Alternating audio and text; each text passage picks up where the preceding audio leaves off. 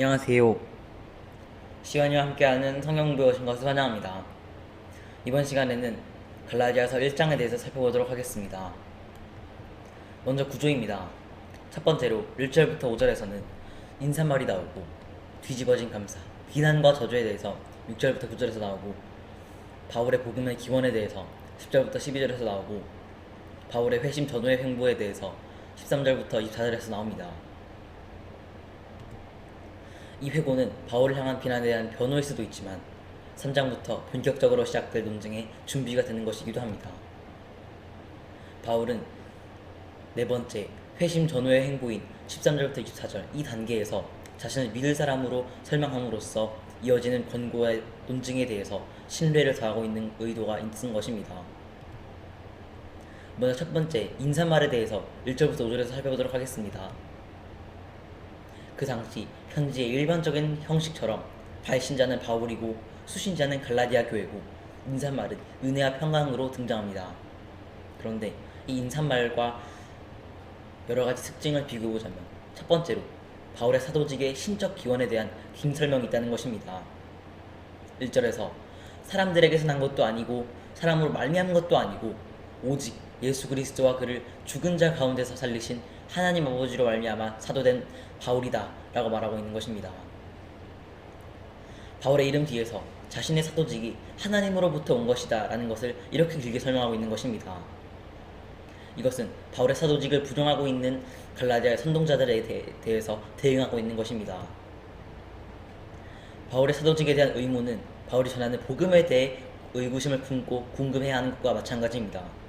그렇기 때문에 바울은 자신이 어떤 사람인지, 믿을 만한 사람인지, 자신의 복음에 대해서, 자신의 사도직에 대해서 설명을 줄 필요가 있었던 것입니다. 그렇기 때문에 1, 2장에서 긴 회고를 통해서 자신에 대해서 설명하고 사도직에 대해서도 설명하고 있는 것입니다. 두 번째로 바울은 하나님을 예수 그리스도를 죽은 자 가운데서 살리신 이로 묘사한다는 것입니다. 이 표현에 대해서는 바울의 회심에 대해 살펴봐야 할 것입니다. 하나님은 예수님을 다시 살리시고 다메섹 도성에서 바울에게 계시하셨습니다.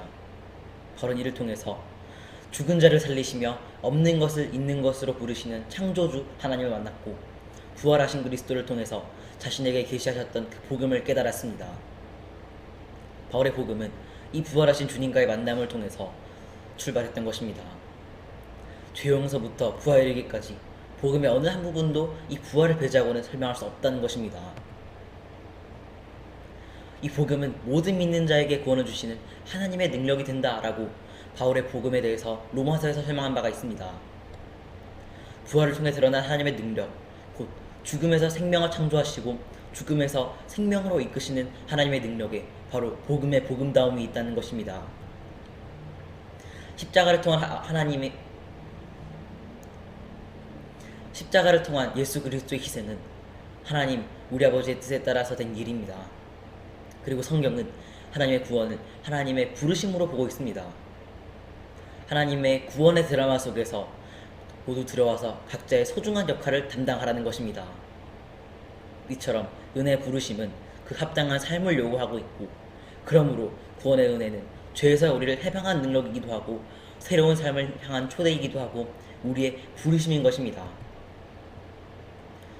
두 번째로 비난과 저주에 대해서 6절부터 9절에서 살펴보겠습니다. 이 단락은 두 번째 단락입니다. 바울 서신에서는 통상 이 부분에서 대개 성도들에 대한 감사 또는 하나님께 대한 찬양이 등장합니다. 하지만 갈라디아에서는 이 감사가 생략되었습니다. 즉 감사할 일이 전혀 없다는 것입니다. 심지어 교회 내의 상황이 매우 심각했고 복잡했던 고린도 교회마저도 1장 4절부터 7절 고린도전서에서 그리스도 예수 안에서 너에게 주신 하나님의 은혜로 말미암아 내가 너희를 위하여 항상 하나님께 감사한다 라는 말이 있을 정도로 갈라디아 교회의 상황이 얼마나 심각한 것인지를 알 수 있는 대목입니다. 그리스도의 은혜로 너희를 부르신 이를 이같이 속히 떠나 다른 복음을 따르는 것을 내가 이상히 여기노라. 또 3장에서는 어리석도다 갈라디아 사람들아 너희가 이같이 어리석으냐, 이렇게 바울은 갈라디아 교인들의 어리석음에 대해서 한탄을 하고 있고 그들의 위기에 대해서도 심각함을 나타내고 있는 것입니다. 이처럼 갈라디아 교회 위기는 성도들이 다른 복음을 따르는 것이었고 원래 복음에서 떨어졌다는 것입니다. 갈라디아서 3장에 본다면 어리석도다 갈라디아 사람들아, 너희가 예수 그리스도께서 십자가에 못 박히신 것이 너희 눈에 밟히고 있거늘 누가 너희를 꾀하더냐 라고 말하기도 하고, 또 갈라디아서 5장에서는 갈라디아 선동자들이 갈라디아 성도들이 잘 다름질하고 있고 믿음의 경주를 다 달리고 있는데 그들을 꾀어서 떨어지게 하려는 의도를 가지고 있다라고 말했습니다. 바울이 이같이 속히 떨어지느냐라고 하는 것은 믿은 지 얼마 되지 않아서 이렇게 금방 떨어지느냐라는 뜻일 수도 있고, 이렇게 금방 지금까지 잘했는데 이렇게 한순간에 떨어지느냐라는 의미일 수도 있습니다. 바울은 이렇게 돌아서는 것에 대해서 다시 그들에게 종노릇하려 하느냐라고 하면서 하나님을 떠나서 회심 이전의 상태로 돌아가는 배교라라고 하면서 이렇게 심각하게 말하고 있습니다. 이런 표현은 5장에서도 등장하는데 여기서는 이와 같은 맥락에서 거짓 선지자들의 거짓 교사들의 가르침에 대해서도 말하는 것입니다. 우리의 구원은 무엇보다도 하나님의 부르심의 은혜였습니다. 이 부르심은 하나님과 우리의 언약적 관계 속의 부르심입니다. 따라서 이 부르심은 그 합당한 삶을 요구하고 있고 우리는 그 합당한 삶을 살아야 할 것입니다. 바울은 이 부르심에 합당한 삶을 살아라 라고 바울 서신 전체에 걸쳐서 계속해서 말하고 있고, 당장 갈라디아서를 보더라도 갈라디아서 5장 후반부에서 성령의 열매를 말하면서 예수를 믿는 사람들은, 그리스도인들은 마땅히 그런 모습을 보여야 할 것을 말하고 있습니다. 에베소서 4장 1절에서는 부르심을 받은 일에 합당하게 행하라 라고 말하고, 데살로니가 전서 2장 12절에서는 각 자기 나라와 영광에 이르게 하시는 하나님의 합당히 행하려 하심이라 라고 하면서 구원의 목적에 대해서도 말하고 있습니다. 부르심에 합당한 삶, 그 부르심의 목적인 하나님 나라에 합당한 삶, 하나님께 영광 돌리는 삶은 한마디로 거룩한 삶이기도 합니다. 이 부름을 거절하는 것은 오늘에 불러주신 하나님의 의도를 거역하고 하나님을 업신여기는 태도를 말하고 있습니다. 이렇게 하나님의 부르심이라는 관점에서 갈라디아 교인들을 보자면 충분히 바울의 꾸지람이 얼마나 당연한 것인지 그 의미가 매우 분명해지고 있는 것입니다. 분명한 목적을 가지고 우리를 부르신 하나님을 떠나는 행동은 바로 배교와 같은 행동이고 하나님의 부르심에 합당한 삶에서 이탈하고 있는 모습이기도 합니다. 물론 갈라디아 신자들이 스스로 인한 위기를 조장했다는 것이 아닙니다. 이 배후에는 어떤 사람들이 갈라디아 교인들을 혼동스럽게 한다라고 하기도 하고, 5장에서 특히 이에 대해서 거짓 교사들이 갈라디아 교인들을 미혹한다라고도 말했습니다. 그들이 내세운 다른 복음은 정당성을 지닐 수 없고 올바른 복음이라고 할 수 없습니다. 왜냐하면 복음을 변절시킨 행위였기 때문이고 사람의 욕심에 따라서 복음을 마음대로 바꾸어버렸기 때문입니다. 그렇다면 바울이 말하는 진짜 복음과 거짓 선지자들이 말하는 가짜 복음은 과연 어떠한 핵심적인 차이가 있을까요? 이것은 행위를 요구하는 믿음과 행위가 아닌 믿음을 주장하는 믿음의 차이가 아닙니다.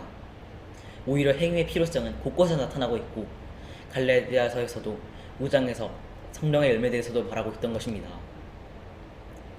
다시 말해서 갈라디아 교회 선동자들이 말하는 복음은 할례나 절기 준수와 같은 육체적인 가치, 즉 생명의 능력이 없어서 우리를 의의 소망으로 인도할 수 없는 것들을 말하고 있고, 그들은 이런 것들을 강요하고만 있고 그들은 생명의 말씀을 강조하고 있지는 않다는 것입니다. 그리스도의 복음에 대한 순종을 방해하며 각자 복음으로 바꾸려 하는 것은 결코 용납되지 않는 것입니다. 바울은 분명 9절에서 갈라디아 선동자들을 생각하면서 심지어 하나님의 보내심을 받은 천사라도 다른 복음을 전한다면 저주를 받을 것이다 라고 하면서 이 6절부터 9절에서는 얼마나 이 갈라디아 선동자들 또 갈라디아 교인들에 대해서 얼마나 어리석으냐라고 하면서 크게 비판하는 내용이 담겨져 있다는 것입니다. 세 번째로는 바울의 복음의 기원에 대해서 10절부터 12절에서 살펴보도록 하겠습니다. 바울은 8, 9전의 선언을 기초로 해서 10절에서 자신의 입장을 다시 한번 알리고 있고 뒤에 이어질 자신의 긴 회고에 대해서 기초를 깔아놓기도 하고 있습니다. 10절 읽어보겠습니다. 이제 내가 사람들에게 좋게 하랴 하나님께 좋게 하랴 사람들에게 기쁨을 구하랴 내가 지금까지 사람들의 기쁨을 구하였다면 그리스도의 종이 아니니라. 바울의 복음은 사람의 욕심에 따라 바뀌며 사람의 욕심에 따라서 설득되며 욕망에 따라서 복음을 조작되는 것이 아닙니다. 오히려 복음으로 사람들 설득하며 변화시키며 복음으로 사람을 살리고 기우고 고치는 생명사역인 것입니다. 이렇게 바울의 입장은 단호합니다. 사람이 아닌 하나님을 기쁘시게 하는 삶을 사는 것이 바로 진짜 복음인 것입니다. 그리스도의 종이라는 신분은 바울의 존재를 말하는 가장 핵심적인 말 중 하나고 바울을 대표하고 있기도 합니다. 다음 장에서 나올 2장 20절에서 바울의 고백처럼 그리스도의 종의 삶은 더 이상 주도권이 그리스도께 있으며 더 이상 내가 사는 삶이 아니고 내 안에 계신 그리스도께서 사는 삶입니다. 회심 후 바울의 삶은 그리스도의 종으로서의 면모를 가장 잘 보여줬습니다. 바울은 그런 사람의 입장에서 갈라디아 교회의 위기를 보고 있는 것입니다. 사람의 눈치를 보면서 사람의 욕망에 따라서 복음을 바꾸며 조작하는 것이 아니라 복음의 진리라는 관점에서 갈라디아 교회를 진단하며 치유하며 때로는 강한 어조로서 교인들을 비판하고 있는 것이기도 합니다. 바울은 결코 사람의 비유를 맞추며 말하고 있지 않습니다. 오히려 갈라디아 교인들을 선동한 자들이 할례를 통해서 고난을 받지 않아도 된다고 미혹하던 그것에 대해서도 복음의 본질과 무한한 육체의 모양이고 이것은 복음에서 저 멀리 떨어진 것이다 라고 하며 사람들에게 좋게 보이는 것에 집착하고 형성된 것에 대해서도 말하고 있습니다. 사람에게 좋게 하랴 하나님에게 좋게 하랴 라는 말은 이어지는 긴 회고문의 머리글과 같은 역할을 하고 있습니다. 여기서부터 바울은 과거 자기의 사도적 행보의 주요 사건들을 정리하고 있는 것입니다. 갈라디아서 전체를 놓고 보자면 하나님만을 기쁘시게 하는 바울의 행보는 형제들의 교묘함, 베드로의 위선, 거짓 선지자들의 위선적인 태도, 그리고 이와 같은 수준으로 전락하는 갈라디아 교인들의 태도와 극명하게 대비되고 있는 것입니다. 그러므로 이런 상황 속에서 나는 하나님만을 기쁘시게 한다. 나는 오직 복음만을 전하고 있고 참 진리만을 추구한다 라고 하는 바울은 이런 자기 묘사가 나를 본받으라 라는 강력한 호소로서 갈라디아 교인들에게 들렸을 것입니다. 이어서 11, 12절 읽어보겠습니다. 형제들아 내가 너희에게 알게 하노니 내가 전한 복음은 사람의 뜻에 따라 된 것이 아니니라. 이는 내가 사람에게서 받은 것도 아니요 배운 것도 아니요 오직 예수 그리스도의 계시로 말미암은 것이라. 바울의 복음은 사람으로부터 받은 것도 아니고 사람에게서 배운 것도 아닙니다. 이는 그리스도의 계시로 받은 것입니다. 여기서 바울은 자신의 사도직의 신적 기원, 즉 자신의 사도직은 그리스도로부터 받은 것임을 변호하고 있는 것입니다. 그러므로 갈라디아 교인들에게 자신의 신뢰성을 더하고 있고 자신의 복음은 전혀 틀린 것이 아니다라는 것을 말하는 것입니다. 마지막 네 번째로 회심 전후의 행보에 대해서 살펴보도록 하겠습니다. 이제 이 부분에서는 실질적으로 이 11, 12절을 이제 23절부터 24절에 와서는 실질적으로 자신의 변호에 대해서 뒷받침할 수 있는 자신의 과거 행적에 대해서 상세하게 기록하고 있습니다. 자세히 보자면 크게 세 가지로 나뉩니다. 첫 번째로는 회심 이전의 바울의 행적입니다. 이에 대해서 바울은 모든 것이 하나님의 은혜였고 자신이 회심한 것과 개종한 것, 자신이 복음을 전하게 된 것, 이 모든 것이 전부 다 하나님의 은혜였음을 말하고 있습니다. 그리고 회심 이후의 행보에 대해서도 이와 마찬가지로 하나님의 은혜에 대해서 설명하고 있고 마지막으로는 첫 예루살렘 방문에 대해서 말하면서 자신의 복음, 자신의 사도직은 결코 예루살렘 교회와 관련이 없고 사도직과 예루살렘 사도들과는 전혀 상관이 없음을 말하고 있습니다. 첫 번째로 회심 이전의 바울에 대해서 13, 14절에 대해서 보겠습니다. 먼저 여기서 말씀을 읽어보겠습니다. 내가 이전에 유대교에 있을 때 행한 일을 너희가 들었거니와 하나님의 교회를 심히 박해하여 멸하고 내가 내 동족 중 여러 영갑자보다도 유대교를 지나치게 믿어 내 조상의 전통에 대하여 더욱 열심히 였으나 그것은 이 말씀은 사도적 부르심 이전에 유대교에 속한 당시의 바울에 대해서 13절에서는 교회를 박해하는 자, 14절에서는 열성적인 유대교 신자로서의 탁월함을 쓰고 있습니다. 회심 이전의 바울은 아예 교회를 없애버리려는 정도의 열심으로 교회를 박해했습니다. 또 그는 다른 유대인들보다도 훨씬 더 탁월한 전통에 대한 열심을 가졌습니다. 이것 모두 바울이 사도직을 받았다는 것과 복을 받았다는 것이 결코 일어날 수 없는 기적, 그것임을 보여주고 있습니다. 그리스도의 돌을 없애는데 가장 열심히고 우선이던 사람이 그 돌을 전하는데 목숨까지도 아끼지 아니하며 우선을 여기는 사람이 되다니 결코 믿을 수 없는 일인 것입니다. 이에 대한 확실한 대답은 고린도전서 15장 9절부터 10절에서 살펴볼 수 있습니다. 바울은 사도 중에 가장 작은 자였습니다. 그는 온 힘을 다해서 교회를 박해하였으므로 감히 사도라 칭함받기를 감당할 수 없겠다라고 말합니다. 그러나 바울이 된 것은 하나님의 은혜로 된 것이고 자신이 한 것은 하나도 없다라고 말하면서 하나님께서 내게 주신 은혜가 헛되지 아니하여서 자신이 모든 사도보다도 더 많이 수고하였으나 오직 바울이 한 것은 하나도 없고 모든 것이 하나님의 은혜였음을 고백하고 있습니다. 가장 대표적이었고 가장 열심히 했던 교회 박해자 바울은 하나님께서는 사도직을 맡기셨습니다. 이는 인간적인 논리로서는 설명할 수 없고 오직 순전히 하나님의 은혜인 것이고 하나님의 뜻인 것입니다. 두 번째로는 바울의 소명과 그 이후의 행보에 대해서 살펴보겠습니다. 15, 16절은 바울의 실제 회심과 소명, 그 이후의 자신의 행보를 묘사하고 있습니다. 여기서 바울이 강조하는 것은 자신의 부르심이 은혜의 부르심이었다라는 것입니다. 그는 내 속에 계시하셨다. 어머니의 태로부터 나를 택정하셨다. 즉 창세 전부터 자신이 있기 전부터 자신을 택하심에 대해서 얼마나 놀라운 것인지를 감탄하고 있고, 이 계시의 내용은 하나님 아들 그리스도고 이 예수 그리스도를 전하게 된 것이 이 모든 것이 하나님의 은혜를 말하고 있습니다. 여기서 바울은 복음은 바로 예수 그리스도 그 자체를 말하고 있습니다. 이 편지의 도입부에서 바울은 이미 자신의 사도직이 그리스도와 그를 죽은 자 가운데서 살리신 하나님으로부터 온 것을 밝혔습니다. 그리스도의 부활은 하나님께서 생명의 창조주로서 능력을 드러내셨던 것입니다. 이 장 말미에서는 하나님의 아들을 믿는 믿음 안에서 산다. 오직 내 안에 내 계신 예수 그리스도께서 사는 것이다 라고 말했던 것입니다. 하지만 이제는 내가 사는 것이 아니라 그리스도께서 내 안에 사는 것이며, 즉 십자가에서 죽으신 그리스도를 믿는 삶이 부활하신 그리스도께서 삶의 주체가 되는 것이고, 오직 하나님 나라를 위해서 살아가는 삶이 바로 그리스도께서 삶의 주체가 되는 삶인 것입니다. 마지막으로 첫 예루살렘 방문에 대해서 살펴보겠습니다. 바울의 복음과 사역이 예루살렘 교회와 사도들 때문은 아니라고 계속해서 말해왔습니다. 그렇지만 그렇다고 해서 바울의 복음이 사도들의 복음과 동떨어진 것이거나 예수님의 가르침과는 전혀 상관없는 바울의 개인적인 경험과 매우 밀접한 관련이 있는 것은 아닙니다. 바울의 부르심은 예루살렘 어떤 사람과도 관련 없이 이루어졌지만, 그럼에도 모든 사람들에게 계시하신 예수 그리스도께서는 동일한 예수 그리스도시고 하나님 역시 똑같은 하나님 한 분이십니다.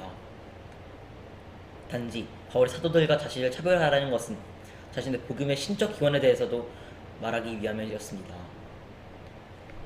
이방인의 사도로서 바울은 예루살렘 교회는 서로 다른 길로 부르심을 받았지만 결국 궁극적으로는 모두 말하는 복음은 역시 하나의 그리스도시고 하나의 예수 그리스도십니다. 바울 역시 교회 한 지체이고 이방인 교회 역시 하나님 교회 한 부분을 자체하고 있습니다. 그런 면에서 바울은 단지 자신과 예루살렘 교회를 차별화하는 것은 단지 갈라디아 교인들에게 자신의 신빙성을 저하기 위해서 그랬던 것입니다. 바울은 첫 예루살렘 방문에서 게바와 친해지기 위해서, 게바와 만나기 위해서 갔다라고 말합니다. 이 상황에서 바울은 베드로에게 예수님의 가르침을 더 많이 받았을 것이고, 베드로 또한 바울의 이방인 선교에 대해서도 상세한 정보를 얻었을 것입니다. 이 방문에서 바울이 만났던 사람은 게바, 베드로와 주의 형제 야고보뿐이었으며 그 외 사도는 만난 적이 없다라고 말합니다. 이것은 바울의 복음이 예루살렘 교회나 사도들에게 배운 것이 아님을 말하고 있는 것입니다. 1장의 말씀을 정리해보도록 하겠습니다. 1장에서는 서신의 시작으로서의 인사말도 있었고, 갈라디아 교회 위기의 상황을 보여주는 비난과 저주의 문맥도 있었습니다. 또 2장으로 이어지는 긴 회고의 몇 분을 살펴보았고, 그런 면에서 1장에서는 갈라디아서 전체의 내용을 말하고 있다라고 해도 과언이 아닌 것입니다.